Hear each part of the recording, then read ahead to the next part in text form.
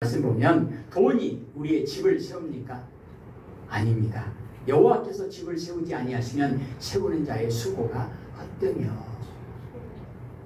시편 127편 2절에 그러므로 여호와께서 그의 사랑하시는 자에게 잠을 주시는도다. 오늘 제목의 내용으로 보면 사람이 잠을 잔다. 거기에는 뭐 건강하면 잠을 잘 수 있겠죠. 그러나 안전이 보장받지 못하면 잠 못 잡니다. 전쟁터에서 싸우고 있는 군인이 잠잘 수 있습니까? 피난 다니는 사람들이 잠잘 수 있습니까? 할 수 없어요. 중환자실에서 입원해서 고통 가운데 신음하고 있는 사람이 잠잘 수 있습니까? 안 됩니다. 또 돈 문제가 됐든 건강의 문제가 됐든 어떤 문제가 됐든 우리 마음에서 평안을 뺏어가는 수없이 많은 그런 상황에 직면했을 때 잠을 잘 수 있습니까? 잠잘 수 없어요. 안타까운 일이지만 예를 들어서 자녀가 집을 나가면 부모는 잠을 잘 수 있습니까? 잠 못 잡니다. 제가 학교 다닐 때 우리 어머니에게 가장 큰 죄를 범한 것 중에 하나가 뭐냐면 저 공부도 열심히 했고 또 말도 잘 들었습니다. 그런데 학교 다니는데 너무 돈이 없어서 도저히 다닐 수가 없는 거예요. 그래서 내가 돈 벌어서 검정고시도 하고 돈 벌어서 집에 빚도 갚아주겠다고 마음먹고 나가서 새벽부터 밤중까지 죽기를 다하고 돈을 벌어서 집에 돈을 보냈는데 오히려 그것이 화근이 되어가지고 저희 어머님이 제가 집 나가서 돈 벌어서 집에 돈을 보내는 그 기간 동안 저희 아버님이 저희 어머님에 대해서 야 저희 형님들에게 누나에게 한 얘기입니다. 너가 엄마 미쳐버렸다. 막둥이가 집을 나가서 돈 벌어서 빚 갚으라고 돈을 보내니까 너가 엄마가 잠도 안 자고 밥도 안 먹고 날마다 울면서 이렇게 읊조리신다는 거예요. 불쌍한 내 아들. 부모 잘못 만나서 우리가 돈 대주지 못하고 우리가 학교 보내주지 못해서 부모 잘못 만나서 네가 고생하는구나. 나는 전혀 그게 아니거든요. 전혀 그게 아니거든요. 그때가 가장 큰 불효했던 때입니다. 저희 어머니가 제가 집을 나가서 돈 벌어서 빚 갚으시라고 돈을 보내드리는 그 기간 동안에 잠을 제대로 주무실 수 있었겠습니까? 못 주무셔요. 제가 너무 큰 불효를 했는데 명절 3번 집을 안 내려왔어요. 추석 2번, 설 1번. 명절 때 어머니가 너무 슬퍼하시니까 저희가 6남매인데 5남매 형들이랑 누나가 아무리 어머니를 이렇게 위로해드리고 맛있는 걸 사다드리고 해도 어머니는 울고만 계시는 거예요. 밥도 못 잡수시고 주무시지를 어떻게 주무실 수 있겠습니까? 왜 그렇습니까? 평안이 없기 때문에. 그러니까 평안을 잃어버린다고 하는 것은 뭐 원인이 여러 가지가 있지 않겠어요? 좋은 일이든 아니면 내가 원하지 않는 일이든 내가 죄를 범하지 않았다 할지라도. 그런데 하나님께서 사랑하시는 자에게 잠을 주시는도다. 서울에 보면 100억짜리 아파트도 있잖아요. 뭐 300억짜리 집도 있는 것 같은데요. 그런 좋은 집에서 넓은 집에서 살면 잠잘 수 있습니까? 그것이 잠을 보장합니까? 행복을 보장합니까? 대통령이 되면 마음대로 잠자고 행복할 수 있습니까? 그런 것이 아닙니다. 성경은 여호와께서 그의 사랑하는 자에게 잠을 주시는도다. 그러니까 여러 가지가 있겠지만 안전과 평안이 보장되어야 잠을 자는 거예요. 근데 오늘 제가 읽어드렸던 시편 127편 말씀 보면 어떤 사람에게 안전과 평안이 보장되는 거죠? 하나님께 사랑받는 자에게. 하나님께 사랑받는 자에게. 그래서 성도의 안전은 오늘 우리가 읽었던 말씀 14절에도 하나님을 사랑하는 자에게 하나님께서는 보호자가 되어주신다. 그렇습니다. 시편 127편에도 보면 내가 눈을 들어 산을 보니 나의 도움이 어디서 올고 나의 도움이 천지를 지으신 여호와 하나님에게서로다. 예전에 우리나라에 선교사님들이 들어와서 전도하고 이제 교회에 나와서 6개월, 1년 신앙생활을 하다 보면 학습도 하고 세례도 주잖아요. 그럴 때 있었던 일들입니다. 지금은 뭐 초등학교, 중학교, 청년들은 고등학교, 대학교까지 그냥 일반적인 특별한 경우가 아니면 그렇게 학업의 기회가 많이 있지만 예전에는 우리 어머니 세대만 해도 초등학교 못 다니신 분들 많고 글씨를 모르시는 분들이 너무 많았어요.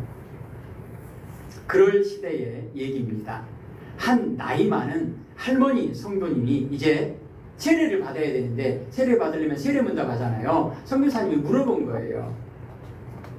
성도님, 성경에 대해서 물어봤겠죠. 뭐 출애굽이 뭐냐, 모세가 누구냐, 뭐 제사가 뭐냐, 예수님이 누구냐 막 물어봤겠죠. 하나도 몰라요. 하나도 다 몰라요. 그래서 세례문답 시험은 합격을 못했어요. 그래서 선교사님이 성도님은 안타깝게도 불합격입니다. 세례를 줄 수 없습니다. 그러니까 성도님이, 할머니 성도님이 너무 하나님을 사랑하는 마음도 있고 신앙생활을 열심히 하는데 불합격이라 하니까, 세례를 안 준다고 하니까 나 하나님 믿는데, 나 하나님 사랑하는데 왜 세례를 안 주냐. 그래서 선교사님이 그래요. 그러면 성경의 내용은 모르는데 읽을 줄 모르니까 혹시 기도는 많이 하십니까? 그랬을 때 여러분 많이 들어보셨을 거예요.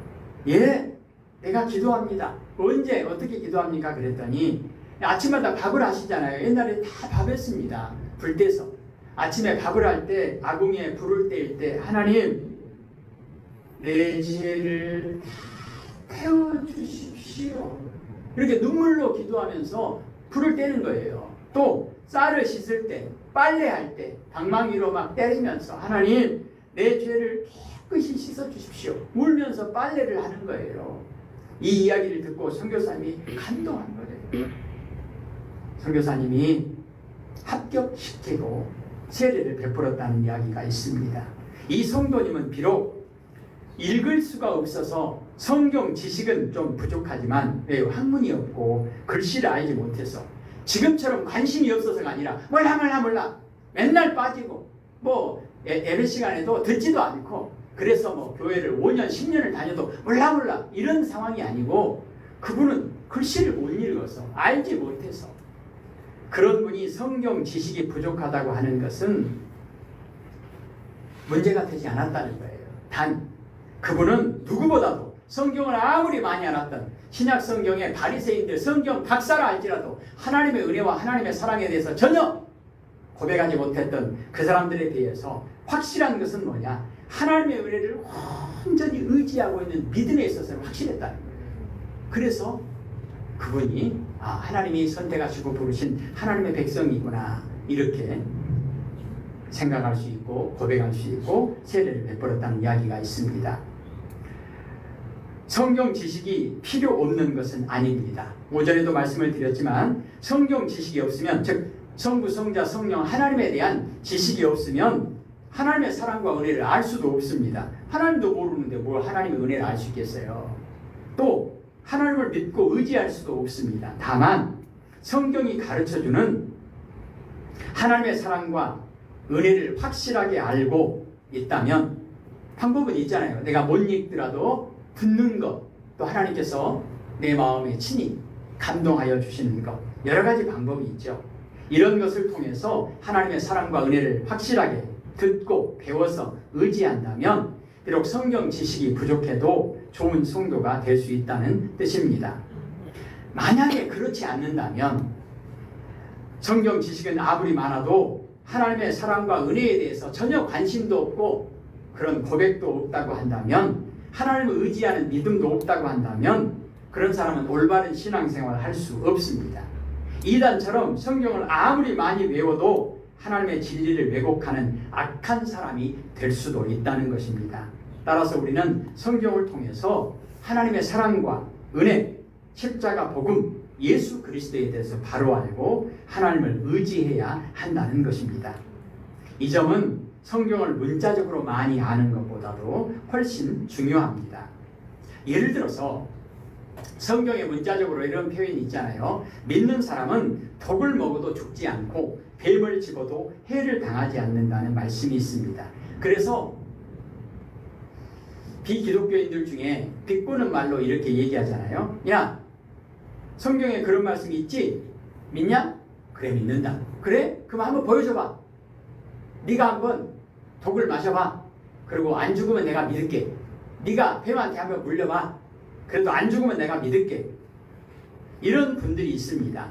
그런데 성경의 이 말씀은 하나님께서 얼마든지 이런 능력이 있고 이런 능력으로 우리를 보호하실 수 있고 또 구원 사역, 복음 전파에 필요하다면 언제든지 기적을 일으키실 수 있는 분이라고 하는 것을 우리에게 보여주는 거예요.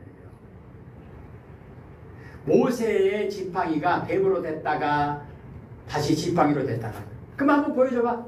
지팡이 막대기 갖다 주게 한번 해봐. 해보면 내가 믿을게. 그게 아니라는 거예요.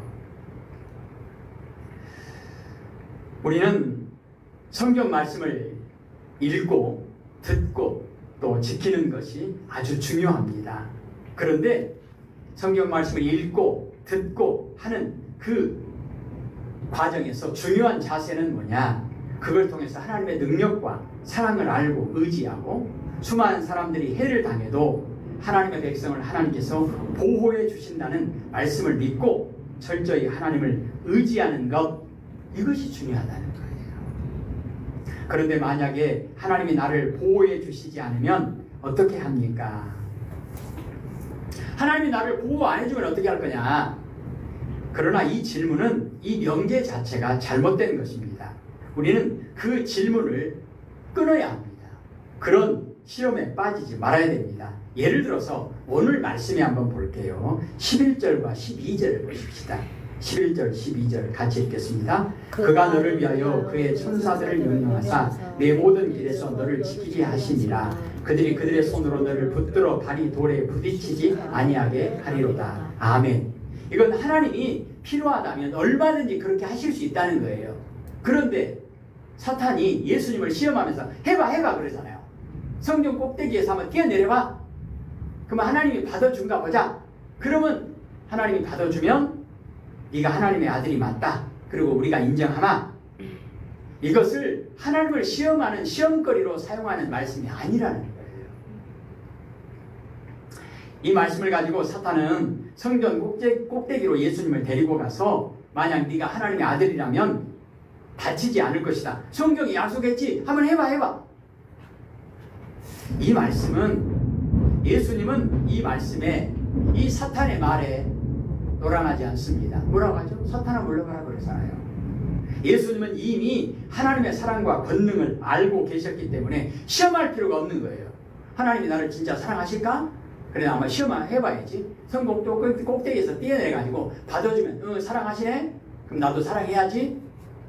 하나님이 안 받아주면 나 안 사랑하시네? 안 사랑할 거야. 이게 아니라는 겁니다. 하나님을 시험하기 위해서 주는 말씀이 아니라는 거예요. 그래서 이런 식으로 하나님을 시험해서는 안 된다는 것을 예수님께서 보여주시는 거예요. 그래서 예수님께서 사탄의 세 가지 시험을 물리치시잖아요. 필요하다면 돌멩이로 떡을 만들 수 있는 하나님입니다. 근데 그걸 가지고 하나님을 시험하는 시험거리로 삼아서는 안 된다는 거예요. 오늘 본문은 하나님이 누구를 보호해 주시느냐, 이 문제와 어떻게 보호해 주시느냐, 이것을 우리에게 가르쳐 주시기 위해서 오늘 우리에게 주시는 말씀입니다. 오늘 말씀에도 보면, 그리고 우리가 모든 부분에 이미 알고 있는 내용이죠.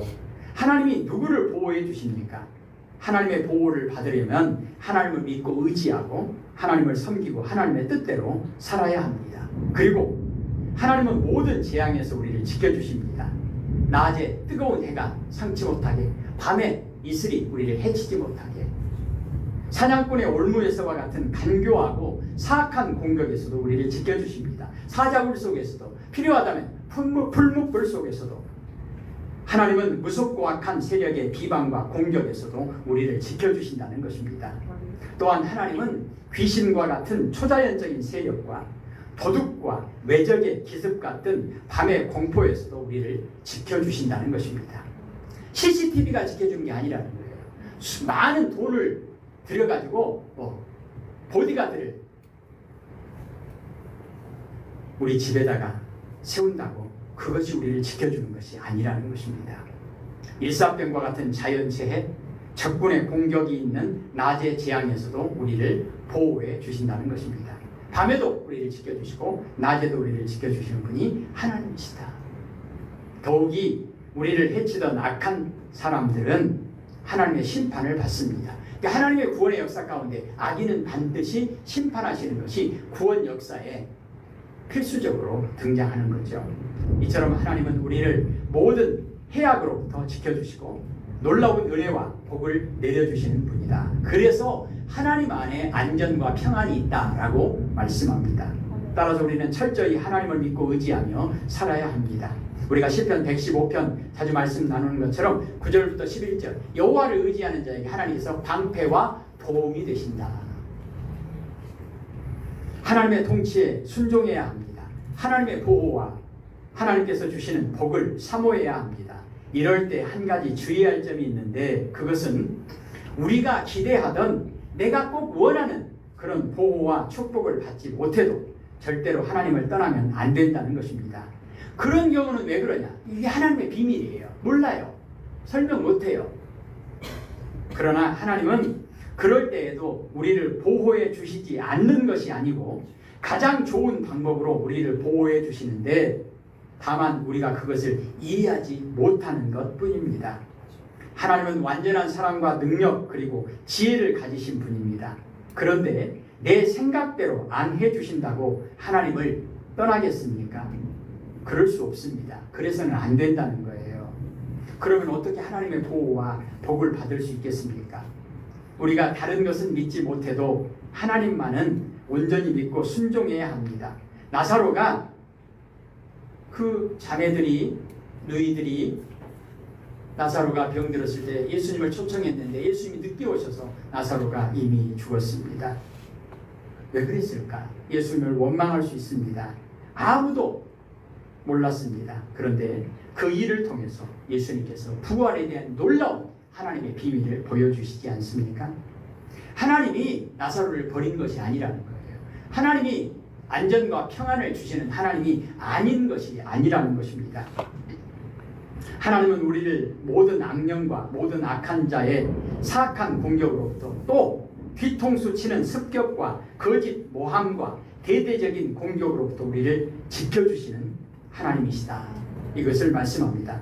오직 하나님만 믿고 의지하는 중에 하나님의 놀라운 보호와 축복을 받은 사람은 수없이 많습니다.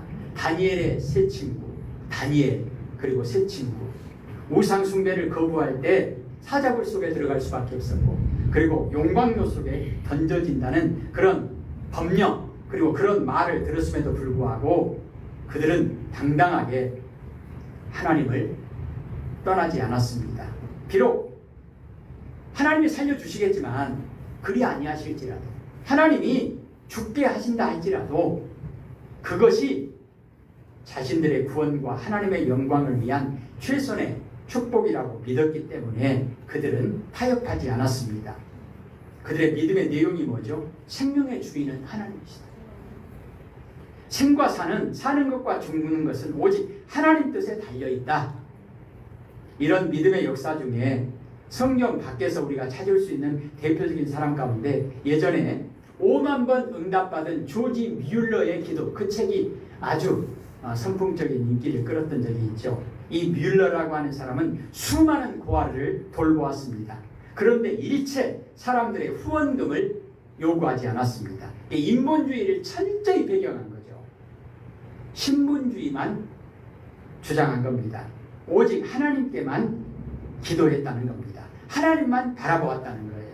놋뱀만 바라보았다는 거예요. 예수님의 십자가만 바라보았다는 겁니다. 그 과정에서 얼마나 많은 어려움이 있었겠습니까? 그러나 그는 타협하지 않았습니다. 하나님만 믿고 순종하는 가운데 놀라운 기도 응답으로 위대한 사회사업가와 설교자가 되었습니다. 그러니까 세상에서 고아원과 같은 그런 구제 사업을 하는 사람도 오직 100% 하나님만 의지하는데 하나님만 바라보는데 교회가 100%가 아닌 한 그래도 1%라도 인본주의적인 그런 부분이 있어야 되지 않겠느냐, 이런 생각과 이런 주장을 한다고 하면 안 된다는 거예요. 주님의 몸된 교회라고 한다면, 오직 예수님이 머리라고 한다면 우리는 100% 하나님 손에 맡기고 100% 하나님께만 영광을 돌려야 한다는 것입니다. 이처럼 하나님은 하나님을 믿고 의지하며 순종하는 자를 철저히 100% 보호하시고 은혜를 베풀어 주신다는 것입니다. 하나님의 능력이 부족해서 야 내가 100% 책임지기는 좀 그렇다 해. 그러니까 내가 한 90%는 책임져 줄 테니까 너희들이 한 10% 정도는 너희들이 좀 해결해라. 그러지 않는다는 거예요. 하나님이 능력이 부족하겠습니까?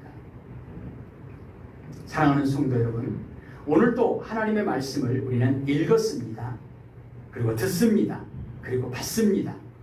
하나님께서 오늘도 우리에게 너는 내 것이라고 말씀하셨다고 한다면, 그 말씀을 우리가 믿음으로 아멘으로 받았다고 한다면 우리의 안전과 우리의 평안은 100% 하나님 손에 달려있다는 것입니다.